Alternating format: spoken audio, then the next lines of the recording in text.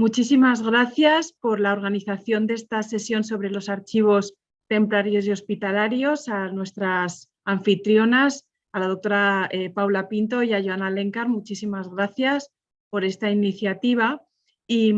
bueno, dada la dinámica de la sesión y del tiempo que tenemos, y del ámbito de especialización en el que me he movido estos últimos años con la doctora María Bonet, que luego intervendrá, voy a contar las diferentes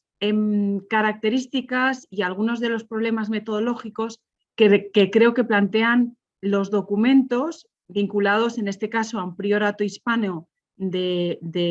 tanto de la Orden de San Juan, propiamente un priorato, como una demarcación templaria que hubo en Navarra. Entonces, a partir del caso de Navarra, sí que me gustaría reivindicar lo que es el valor y la importancia que tienen las fuentes como no solamente elementos para la construcción histórica, sino en sí mismo como plataforma para la construcción de problemas históricos. Bueno, entonces trataré de ajustarme al tiempo, pero igualmente cuando veáis que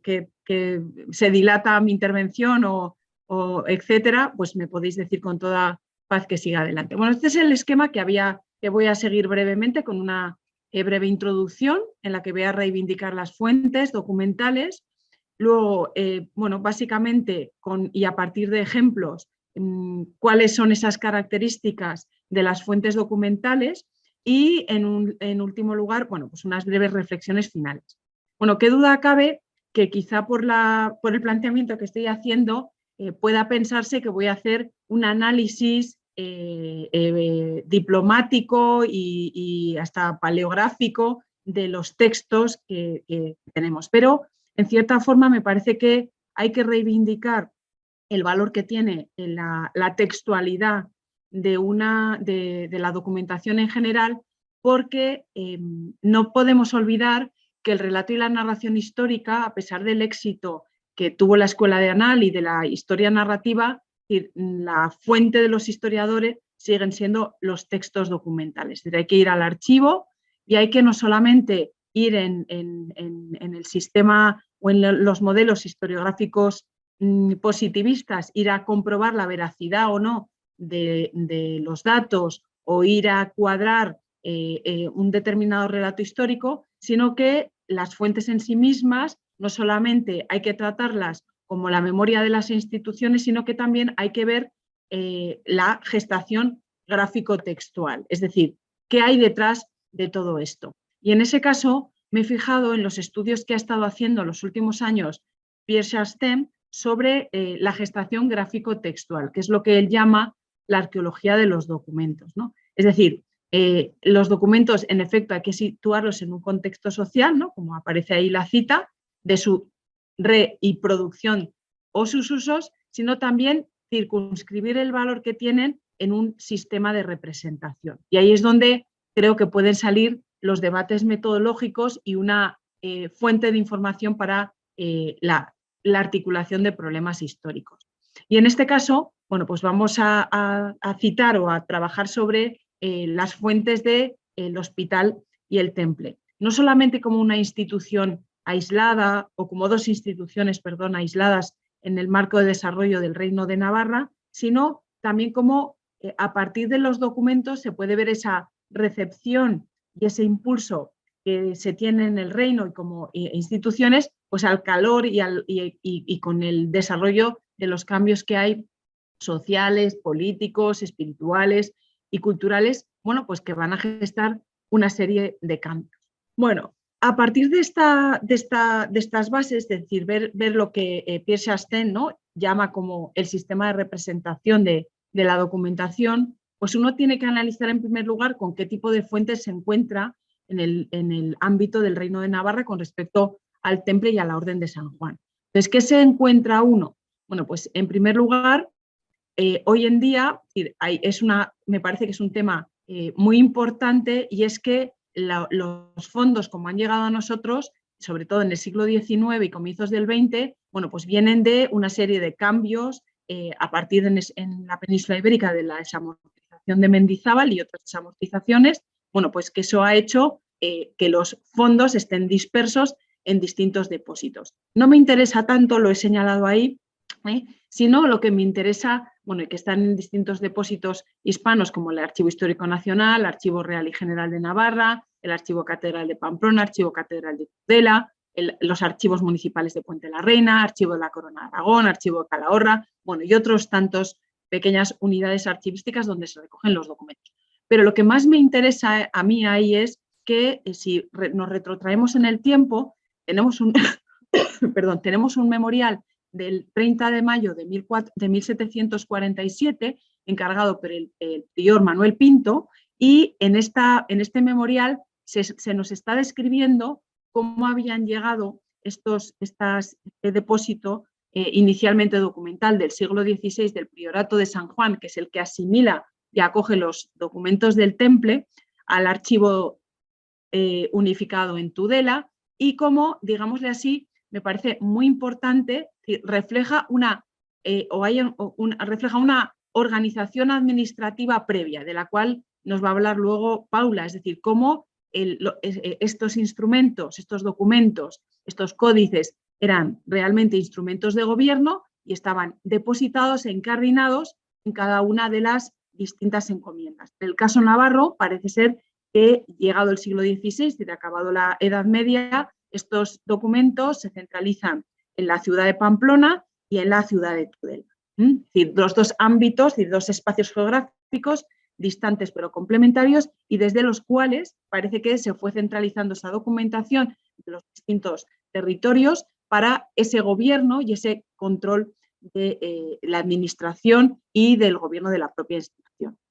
Una institución que conserva distintas tipologías documentales en un amplio espectro, no me voy a detener tampoco en ello, donde hay distintos cartularios, donde hay pergaminos, donde también, en el caso de Navarra, me parece harto importante, se conserva de comienzos del siglo XIV un libro de los estatutos de la Orden de San Juan, es decir, cómo se gobierna y cuál es la tradición gubernativa, administrativa y de gestión de la propia institución, es decir, y de la reglamentación y la normativa de la vida de estas comunidades. Es decir, no solamente se conservan las actas económicas o los modelos de gobierno o los recuerdos o las memorias o las listas de cofrades, sino que también en esa memoria de la institución se conserva cómo se gobierna, cuál es el estatuto, la normativa, ese cajón donde la orden, en este caso San Juan, porque ha asimilado el Temple,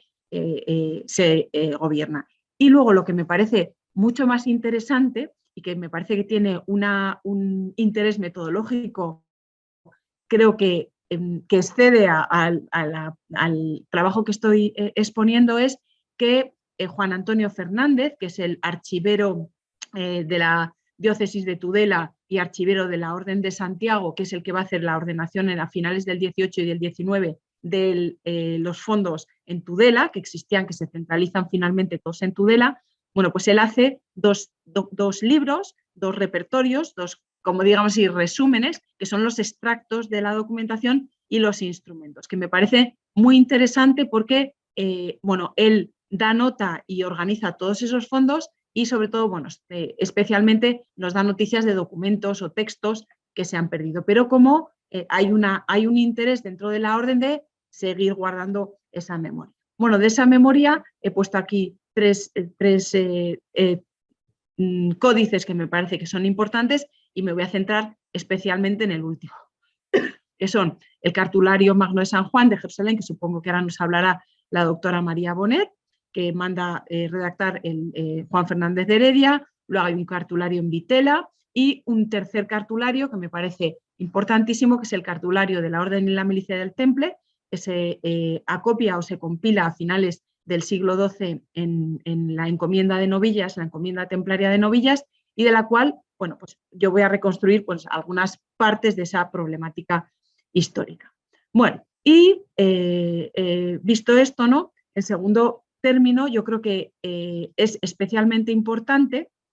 cómo los textos, no solamente, como decía al principio, nos sirven para reconstruir una realidad institucional y administrativa, sino que de igual forma estos textos lo que conllevan y tienen, en la línea de lo que he venido explicando hasta ahora, un sistema de representación y una semántica de representación, ¿no? Entonces, el sistema de representación está claramente en relación con la construcción de la memoria, ¿no? Es decir, qué se copia y por qué se copia, y en especial en estos cartularios, y como digo, voy a fijarme ahora con los ejemplos que a continuación voy a exponer en las diapositivas con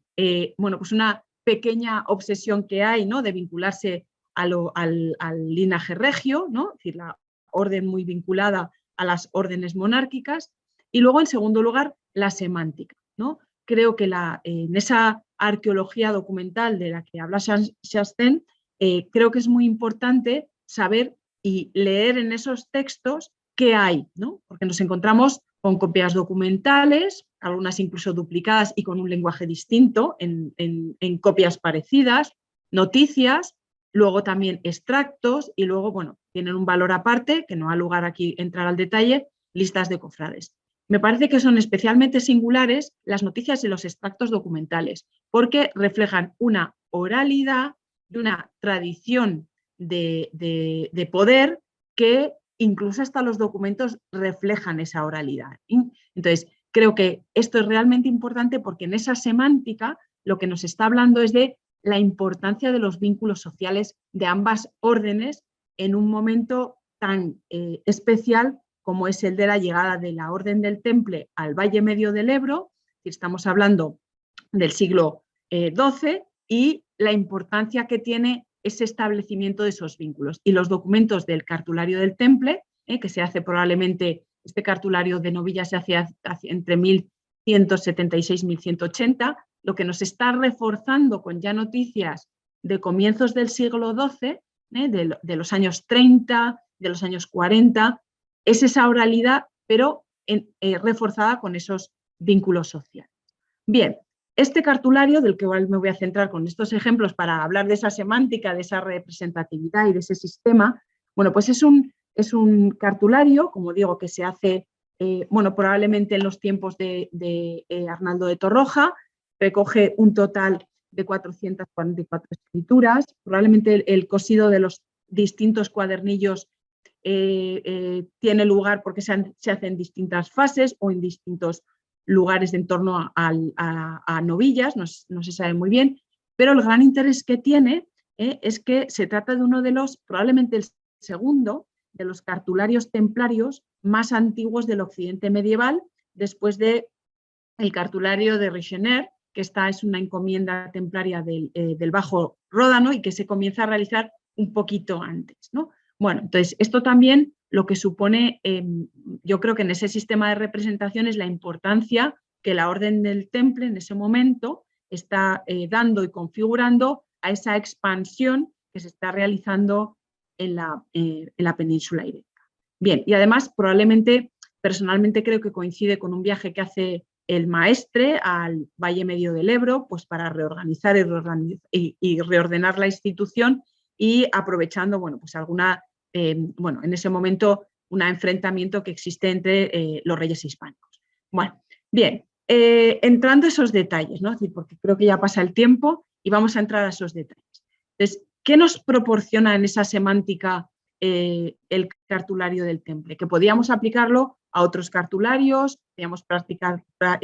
aplicarlo a otro tipo de documentación. Bueno, pues en primer lugar, a mí me ha llamado especialmente la atención en esos vínculos sociales, ese vínculo con el poder. Por ejemplo, hay copias de documentos de comienzos de los años 30, en este caso de Alfonso el Batallador,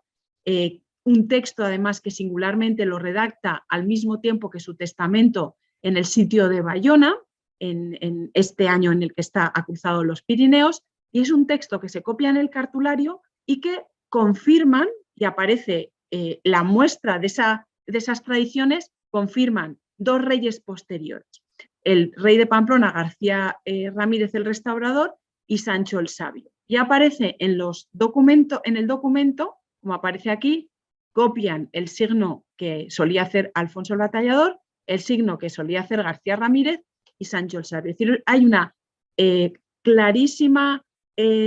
política de vínculo, de vinculación entre los distintos monarcas, ¿no? Y bueno, pues estos son, lógicamente, extractos documentales, copias que se van refundiendo, pero lo que interesa es esa huella de ese vínculo con el poder. Estamos hablando, es un cartulario que se hace en los años 70 o comienzos de los 80 y siguen copiando, siguen estableciendo ese vínculo con una monarquía de los años 30 y 40, como representa esta.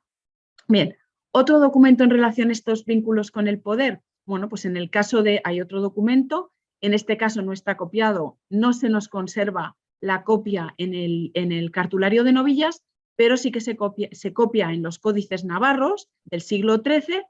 el documento se perdió, pero sí que me interesa no tanto en cuanto el valor del propio cartulario, sino en tanto en cuanto cómo la orden mantiene esos vínculos a pesar de que las tradiciones documentales se conservan en otros textos. Y en este caso aparece aquí un documento de García Ramírez del año 46 y en el propio documento al final, aparece aquí señalado al final, lo confirma mediante su suscripción el monarca y su sucesor e hijo, Sancho VI el Sabio. Aquí aparece la copia de la última frase de Sancho el Sabio, donde confirma esa carta. Es decir, que hay una tradición no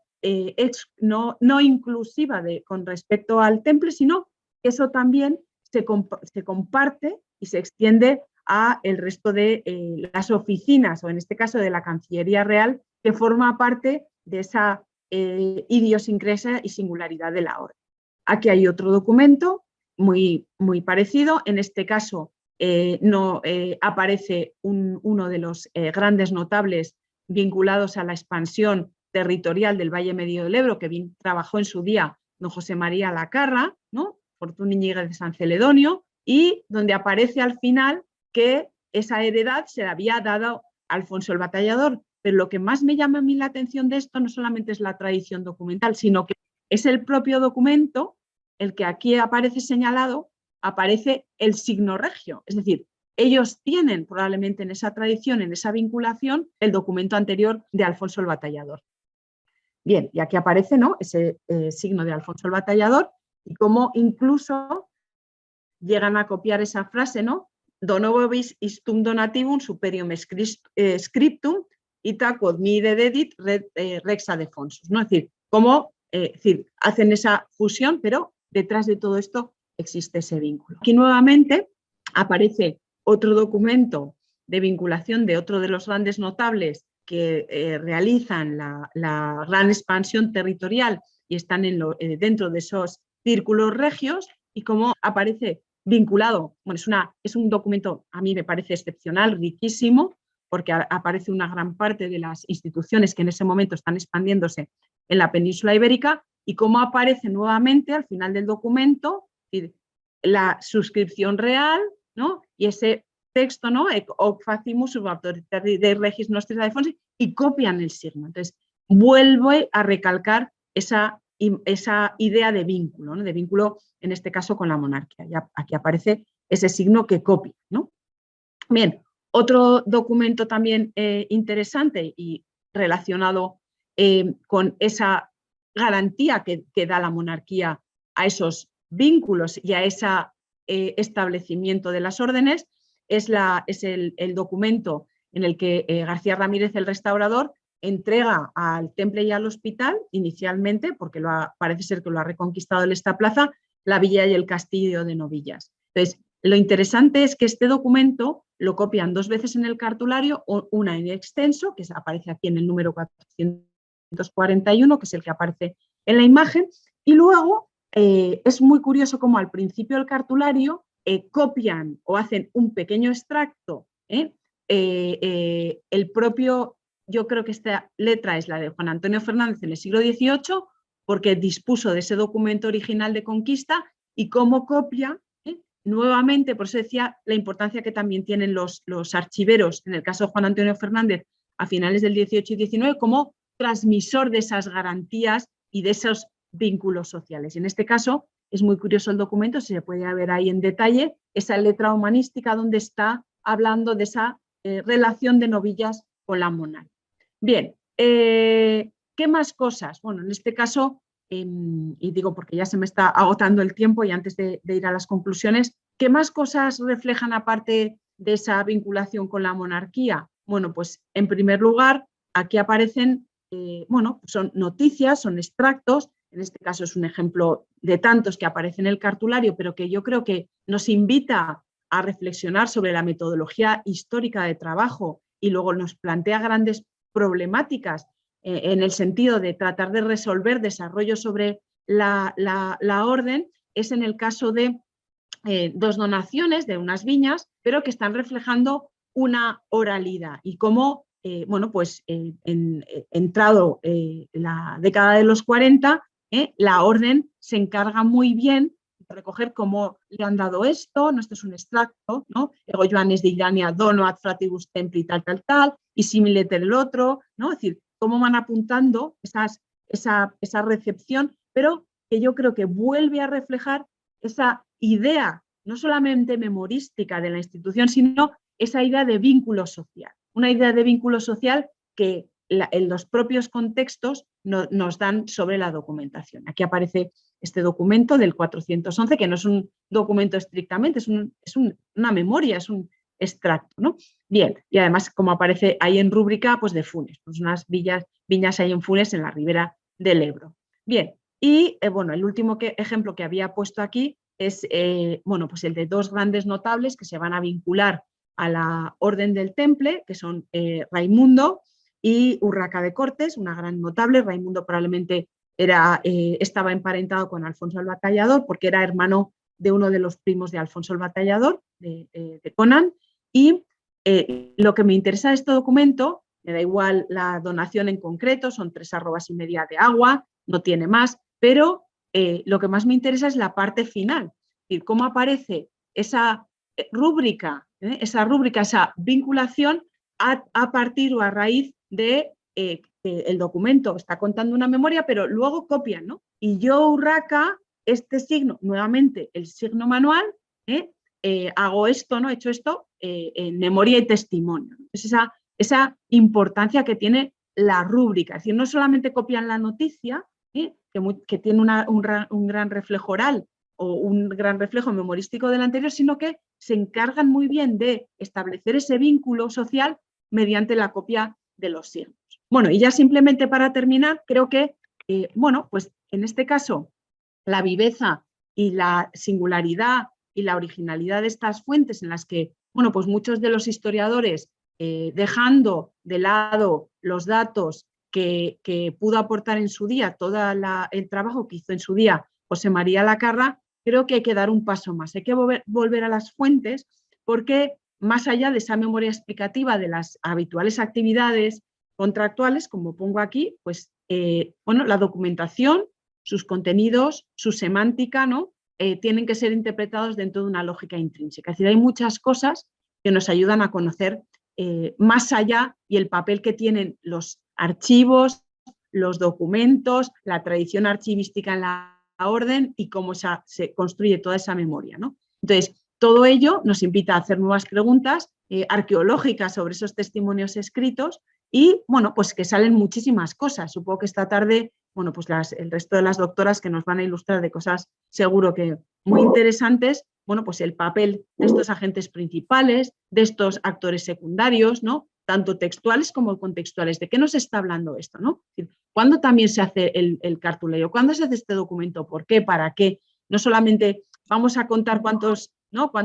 priores había, cuántos comendadores, en qué fecha aparece esto, lo otro, sino algo más, ¿no? Y ahí pues me he fijado especialmente en el tema de los vínculos sociales y por extenso, lógicamente, culturales, porque se está extendiendo una forma de religiosidad, una forma de relaciones sociales que van a ser especialmente novedosas en el 12 y luego en el 13. Y luego, bueno, pues que lógicamente todos los documentos nos hablan de unas problemáticas sobre la mediación de las órdenes en un territorio y con los poderes tanto secundarios como principales, que creo que de una forma o de otra nos dan la cara y nos abren una faceta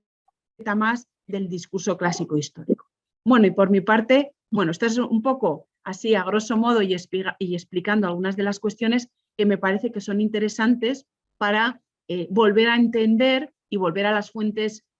volver a entender qué nos plantean las fuentes y volver a ellas, bueno, pues con un espíritu no estrictamente diplomático, ¿no? Para decir es falso, no es falso, la letra es gótica, la no, sino simplemente para ver, bueno, simplemente y más complejamente para ver toda esa cuestión de los vínculos sociales.